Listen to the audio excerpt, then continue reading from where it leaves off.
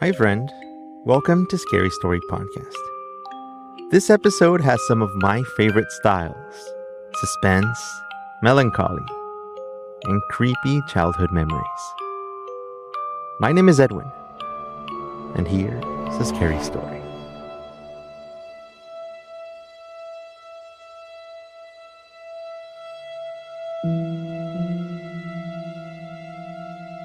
There were lots of things I should have said. The lights were usually on by this time, and I thought of all the arguments that we would have to make it just another Sunday morning. For 18 days, it had been this way. Coming home to an empty house. No bad smells of onions or garlic on the pan, and no smiles, and no more "how was your days?" You had a habit of waking up early and forgetting about the kettle whistling in the kitchen while you took a shower. The lights on in the hallway always reminded me that I was not a morning person. And even if I was, it still would not count, because who wakes up at 4:30 every morning? Doesn't that still count as being a night owl?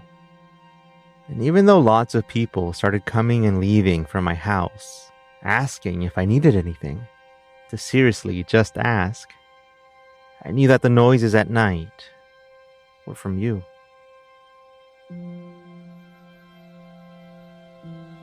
It was 2 a.m. and my eyes were drifting from side to side. My body tiring out the bed that got way too hot before I turned to the other side, until the best part of it turned out to be the edge. How ironic. A friend of mine had suggested reading scary stories to get my mind off things, and that it did.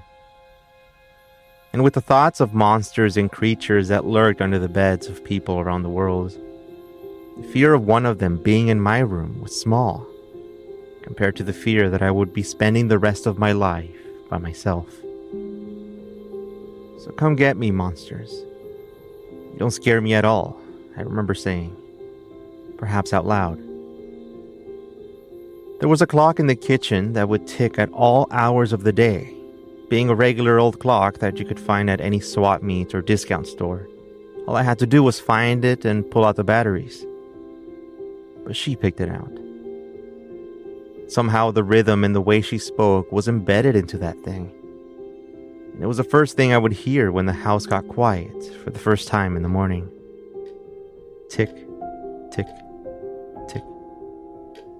And in the middle of the night, it would get angry with me, unwilling to stop trying to wake me up.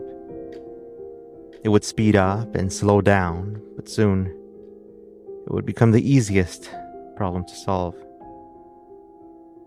I got up like I normally did, the bed now not letting me cool down anymore until I slipped off into the floor. I searched for the slippers on the dark carpet, but gave up and walked barefoot to the kitchen. The wooden floorboards didn't like that, and they knew that I wasn't her. You know how they say that people watch over you from the other side? Have you ever been told that whenever something worries you, that things will be alright because of them? It took 18 days for me to realize that the thing watching over me wasn't her. As I stood there in the kitchen waiting for my mind to tell me that I wanted something, and then for it to figure out what it was, with the refrigerator door open in front of me, with the light seeping through the old Tupperware containers, some empty and some with dried cooked chicken or soggy vegetables, shining directly on my face. I heard the clock ticking above me, with its rhythm and her voice clearly in my mind like never before. First, she said it laughing, and then with a serious voice. "Please leave." She sounded like this during her last days, waking me up to walk with her to start the kettle and then coming back to bed. "You know," she mentioned once, "this is going to sound crazy, but I think they're here. They're here for me." I tried to help her, but even the doctors would begin to blame me for her theories of crawlers and shadows watching her through the window when she woke up before the sun. I knew she was sick, She knew she was sick. And those images of the creatures waiting for her were all in her head. But now, what was around me?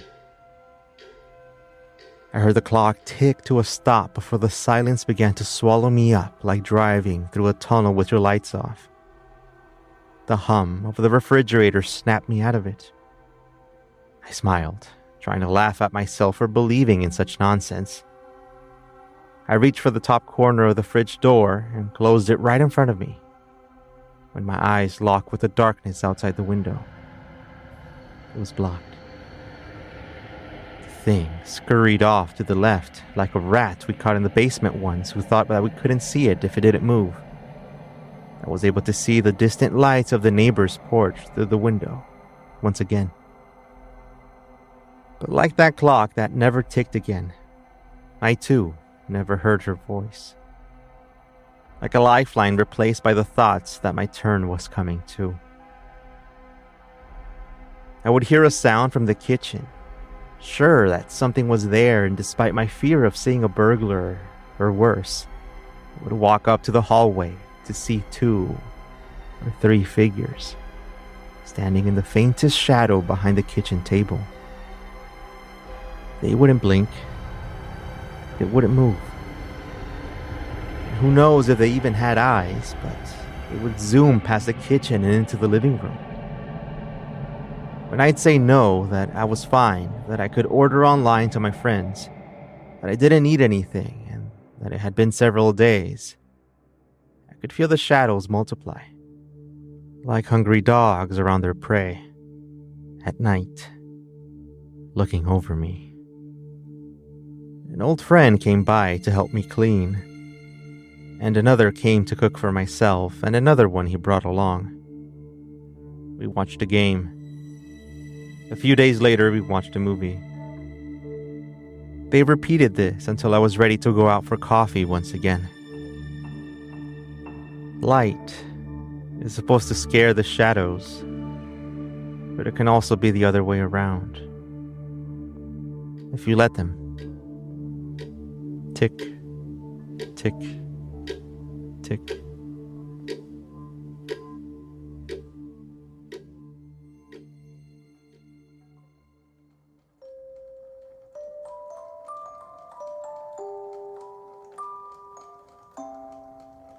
Goodbye, friend. We used to live in an old apartment building on the other side of town where I live now. And from what I see when I drive by it, is that the place does not look like it used to. Not one bit. The place was renovated and painted white with green fencing and borders. Back then, from what I remember, it was a dark brown and had more of a forest-type feel. I remember the apartments being mostly empty, and I would bounce the ball around the main courtyard all by myself most days.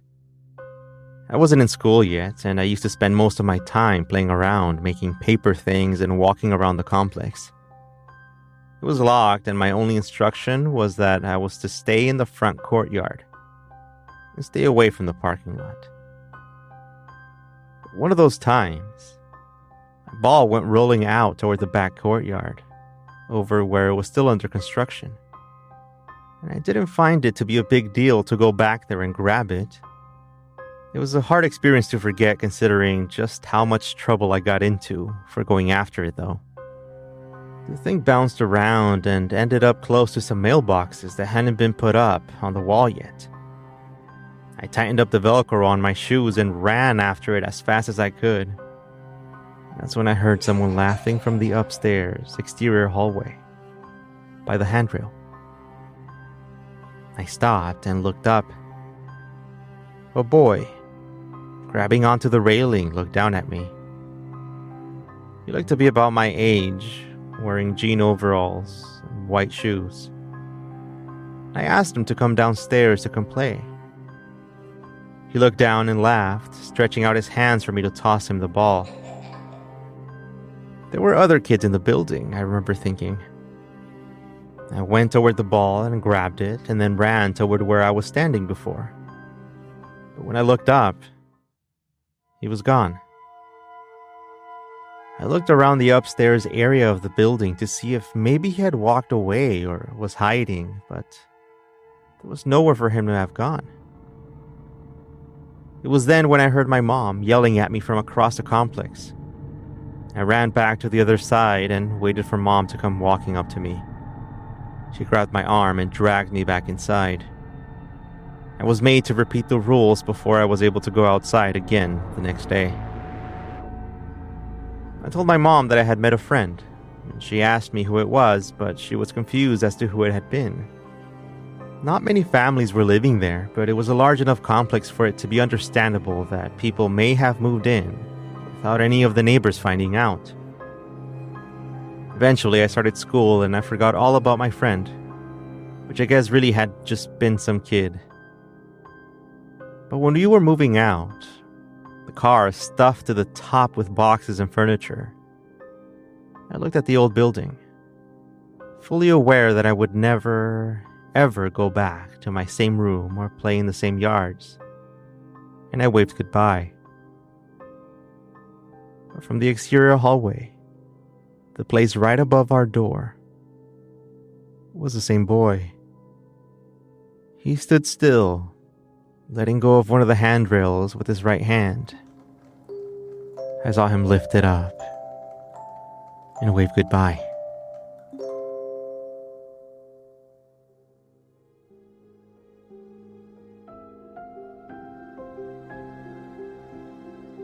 The following story is about a haunting message called The Voicemail, and it is coming up right after this.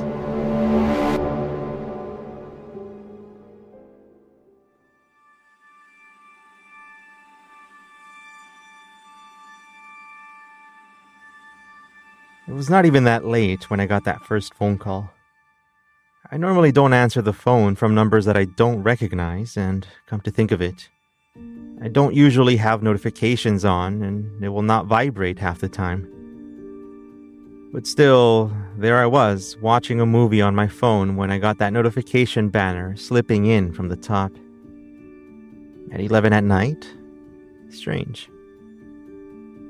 I swiped the notification back up and pressed play again on the movie. That's when I got a second one. A different one this time.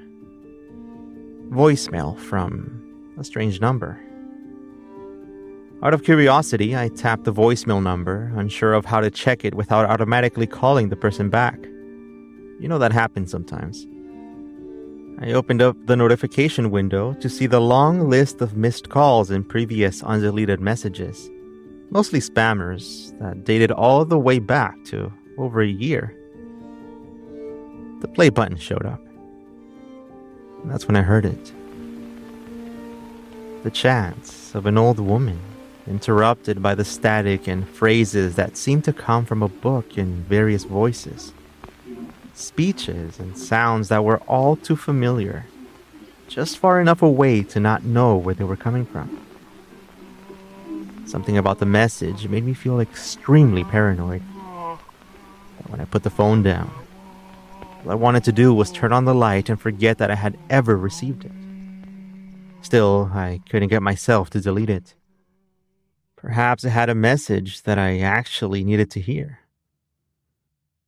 And despite my best efforts, I finally tapped play again and ended up going through the exact same feelings, except this time, the woman's voice clearly said, "They will be with you soon." I looked directly at the curtains. The lights from the streets made only the silhouette of the dry branches of the peach tree stand out from the orange lights, lighting up against the white drapes.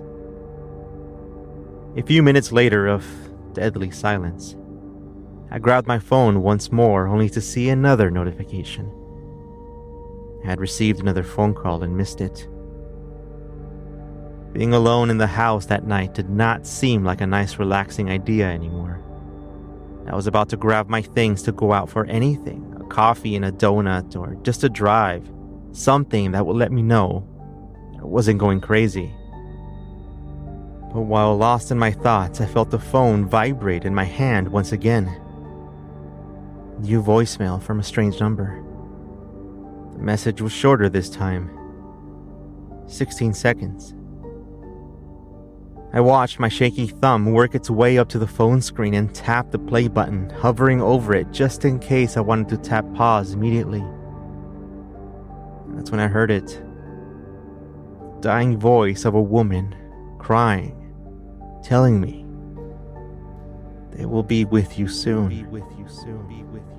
And then songs like a twisted radio flickering on and off from the background noises. Voices fading in and out from the rest. I ran out of the bed and flicked on the light. I walked to the living room, turning every single one in sight. I looked at my phone and then tapped on the notification once again. Instead of hearing the voicemail, I started to hear the tone when you wait for someone to answer your call. My heart started racing once again as I looked to go back to the phone app screen to hang up. That's when I heard from the other end. "Stummer Plumbers, how can I help you?"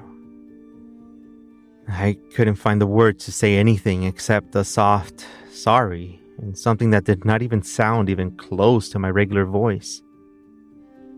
"How can I help you?" the woman asked. "I received 2 phone calls from this number," I said. Even though I wanted it to come out as a question, it didn't quite work out that way. She stayed quiet on the other end. "Hello?" I said, not finding another way to break the silence. "Sorry, it's just that..." She then stayed quiet after that. I heard some chatter in the background, and then another person came to the phone.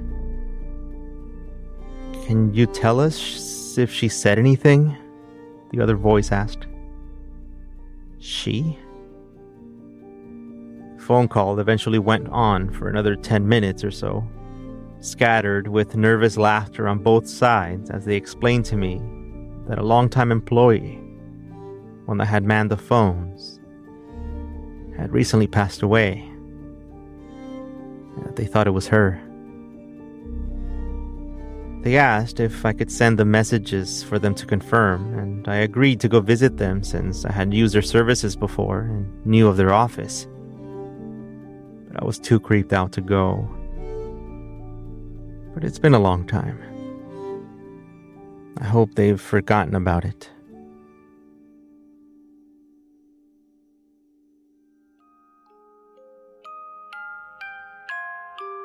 Scary Story Podcast is written and produced by me, Edwin Covarrubias. You can find me on Instagram at EdwinCove, that's EDWINCOV. Or reach me via email if you want to get in touch or have an idea for a story. You can also find the podcast on scarystorypodcast.com. Be sure to tap follow to get notified when new stories come out. See you soon.